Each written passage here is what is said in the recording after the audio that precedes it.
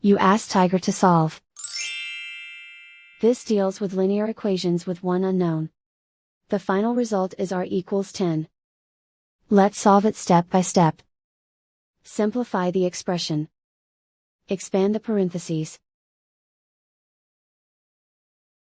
Simplify the arithmetic.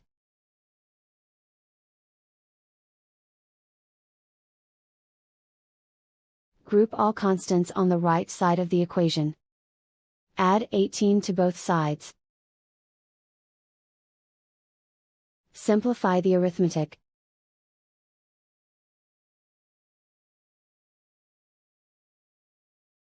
Isolate the r. Divide both sides by 2. Simplify the fraction.